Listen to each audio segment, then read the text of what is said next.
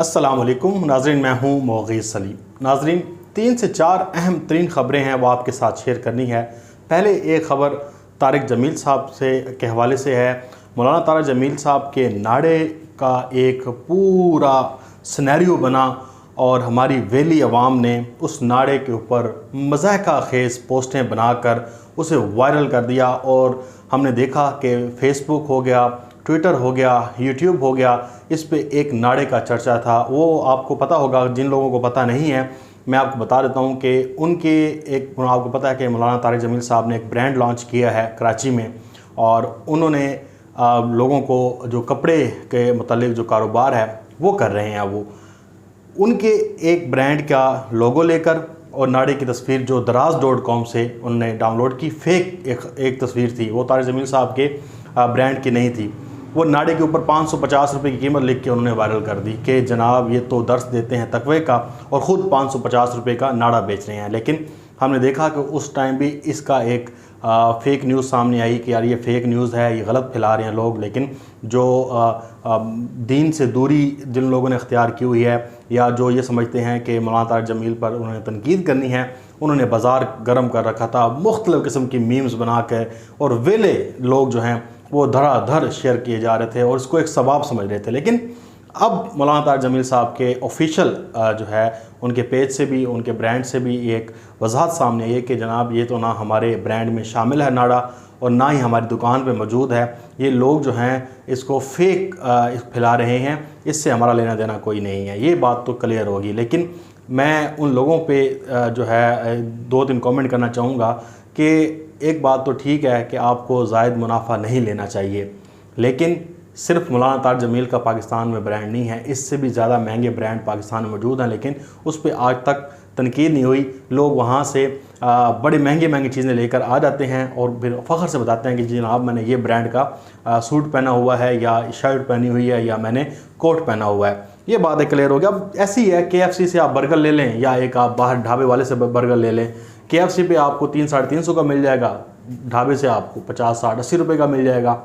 ये तो चॉइस है इंसान की, आप 10 रुपये वाला नाड़ा लें या 50 रुपये वाला, वो आपकी मर्ज़ी है। बहरहाल एक ये बड़ा दुख हुआ कि लोग ऐसे वेले लोग हैं कि जो तनकीद लोगों के मज़हब को देख के करते हैं, लोगों की शख्सियत को देख के करते हैं, ना कि एक अवामी सतह पर तनकीद करनी चाहिए कि इसका अवाम को क्या फ़ायदा होगा या नुकसान क्या होगा। बहरहाल ये क्लियर जो किया मौलाना तारिक जमील साहब को, मैंने भी कहा कि इसको डिस्कस लाजमी करना चाहिए। अब बशीर मेमन के हवाले से एक बात नई सामने आई है, और बशीर मेमन के जब से पता चला है कि मुस्लिम लीग नून के साथ बड़े ही तरीना ताल्लुकात हैं, और अभी इसाक डार ने उन्हें कॉल भी की और उन्हें बड़ा मराद शराद देने का भी वादा किया गया, सेनेटर बनाने तक भी उनसे वादा किया गया था। लेकिन अब आखिरकार बशीर मेमन ने एक तो इतराफ़ कर लिया, उन्होंने कहा है कि जस्टिस काजी फाइज़ा के ख़िलाफ़ रेफरेंस बनाने या तहकीकात के लिए इमरान खान साहब ने मुझे हुक्म नहीं दिया गया था, मैं अपना बयान वापस लेता हूँ। ये बशीर मेमन ने कहा। अब बशीर मेमन वही था जो मुस्लिम लीग नून का अबू बना हुआ था। इन्होंने अपना पहले अबू बनाया जहांगीर तरीन को, फिर अब अबू जी बना लिया इन्होंने बशीर मेमन को, कि बशीर मेमन ने बड़ा इंकशाफ कर दिया, ये हो गया वो हो गया। मैंने इसके ऊपर वीडियो की है, मैंने आपको बताया था कि मुस्लिम लीग नून का सोशल मीडिया, उनके ट्विटर पे, सब जगहों पे एक भरमार थी, इमरान साहब आप जवाब दें, और शहबाज शरीफ भी ट्वीट कर रहा है, मरीम नवाज़ भी ट्वीट कर रही है, बड़ा एक रोला मचा हुआ था। लेकिन आखिरकार बिल्ली थेरे से जब बाहर आई, पता चला कि बशीर मेमन के ताल्लुकात मुस्लिम लीग नून से निकल रहे हैं, और इनकी एक मालूम चाहता हूँ इनकी बातचीत भी हो रही है। तो अब बशीर मेमन ने ब्रेकिंग पॉइंट मालिक साहब हैं उनके साथ प्रोग्राम में ये बात की है हम न्यूज़ पे। उन्होंने कहा कि जनाब मैं इल्ज़ामात वापस लेता हूँ, मुझे इमरान खान साहब ने ख़ास तौर पे जो अदलिया और जुडिशरी और जो हुकूमत के दरमियान एक लड़ाई बनाने का माहौल बनाया जा रहा था, जिसके ऊपर लोगों ने आवाज़ भी उठाई। ख़ुद वज़ीर कानून फ़रोग़ नसीम साहब ने भी कहा कि ऐसा हम होने नहीं देंगे।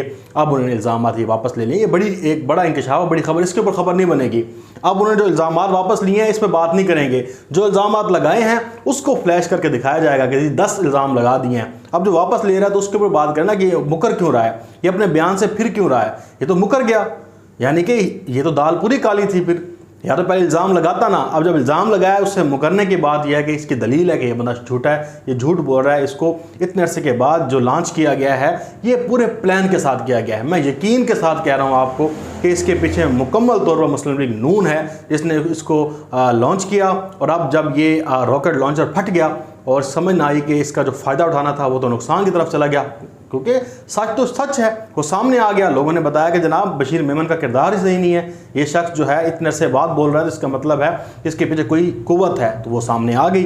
अब उसने अपने इल्ज़ाम वापस ले लिए। ये इमरान खान साहब के लिए बड़ा एक रिलीफ भी है और एक बड़ी खबर भी है कि जो इल्ज़ाम लगा रहा था वो खुद अपने इल्ज़ाम से मुकर रहा है। अब मुस्लिम लीग नून या दीगर जमातें जो तनकीद कर रही थी वो क्या जवाब देंगी, लेकिन फिर भी वो इस पर कायम रहेंगी, ये बात नहीं करेंगी कि जी इसने इल्ज़ाम वापस ले लिया है, और मज़ीद दलील देते रहेंगे। दलील तो बहुत सारी हैं, दलील तो आप कोई फ़लसफ़ा ले आएँ उसके हक़ में भी लोग होंगे, वो भी कहेंगे जनाब ये फ़लसफ़ा भी ठीक है। अच्छा, ये जनाब नाज़रीन हो गया मामला। अब आ जाते हैं, एक बड़ा ही खौफनाक सिनेरियो पाकिस्तान में आया कि जब भी इलेक्शन हुए हैं वो मतनाज़े हुए हैं। इमरान खान साहब ने सेनेट इलेक्शन में से पहले कहा आओ बैठो हम मिल के इस्लाहत करते हैं। फिर इमरान खान साहब ने डस्का के इलेक्शन से मुतल्लिक़ कहा आओ बैठो इस्लाहत करते हैं। अब 249 के हवाले से इलेक्शन कमीशन ने नतीजा रोक दिया है और 4 मई को समाअत होनी है मिफ्ता इस्माइल को। फवाद चौधरी ने भी ट्वीट किया कि जनाब इस इलेक्शन दोबारा होना चाहिए, दोबारा होना चाहिए। पीपल्स पार्टी ने कहा रिकाउंटिंग नहीं कराएंगे, हम दोबारा इलेक्शन में जाएंगे। लेकिन मिफ्ता इस्माइल ने कहा कि फॉर्म 45 का ऑडिट कराया जाए। 47 भी नहीं मिले, जो 45 और 47 के हवाले से आ रहे हैं फिगर्स, वो जो दिए जा रहे हैं उससे मुख्तलिफ हैं। यानी कि फिर इलेक्शन कमीशन कहता है जी जो मार्जिन है जीत का वो 10 से 15% नहीं है, या 10,000 का मार्जिन नहीं है, तो कम मार्जिन है तो इसमें नुकसान हो सकता है या फ़ायदा हो सकता है या हेर फेर हो सकता है, तो इस पर रिकाउंटिंग कर लेते हैं। 600-700 वोटों का फ़र्क है ना, ज़्यादा फ़र्क नहीं है। पीपल्स पार्टी कहती है कि हम रिकाउंटिंग में नहीं जाएंगे, हम जाएंगे नए इलेक्शन की तरफ। अब इमरान खान साहब ने ये बात 1 साल से इन्हें कह रहे हैं कि आओ एक बार फिर आज मुज़ाकरात की दावत दी है। अब देखिए कि इसमें क्या गलत कह रहा है इमरान खान। वो कहता है पाकिस्तान में मैंने सिस्टम लॉन्च कर दिया, आके मुंतखब कर लो कि कौन सा आप सिस्टम लेकर आना चाहते हैं, मैं लाने को तैयार हूँ, लेकिन आओ बैठो सही।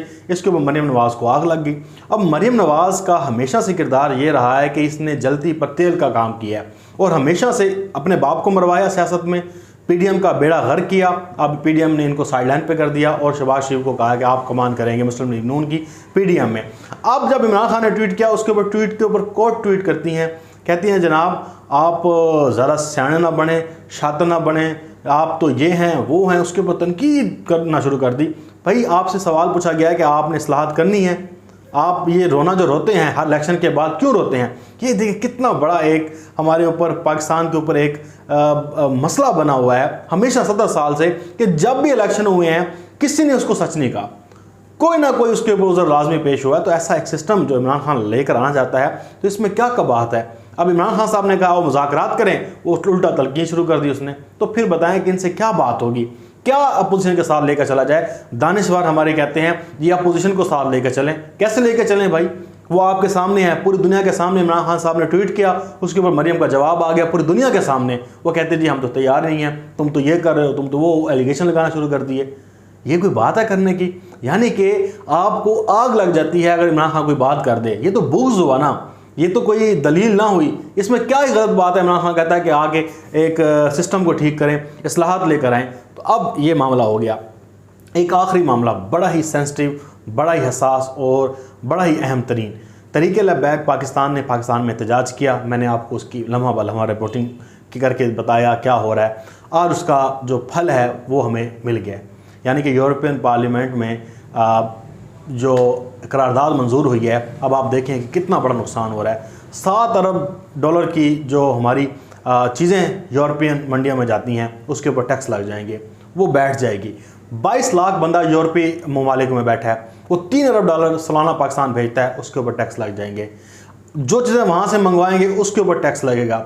GSP प्लस का जो स्टेटस है वो कमज़ोर होगा। यानी कि हम जो चीज़ें भेजते हैं मंडियों तक, यूरोपियन मंडियों तक, उससे यह है कि हमें इससे टैक्स नहीं लगता हमारा। अब वो टैक्स लगाएंगे, हमारे ऊपर मज़ीद सैंक्शन लगाएंगे, फ़ज़ाई पाबंदियाँ लगाएंगे, इमदाद के हवाले से लगाएंगे और बहुत कुछ लगाएंगे। ये सब कुछ हमने देखा कि अब जो यूरोपियन पार्लियामेंट में जो तहरीक पास हुई है, अब उन्होंने इसी आड़ में किया ना कि तहरीक लब्बैक के फ्रांस के ख़िलाफ़ इतने शिद्दत के साथ उनके जज्बात पाए जाते थे उन्होंने कि पाकिस्तान की पुलिस को फ़्रांस के हमायती होने पे मार डाला।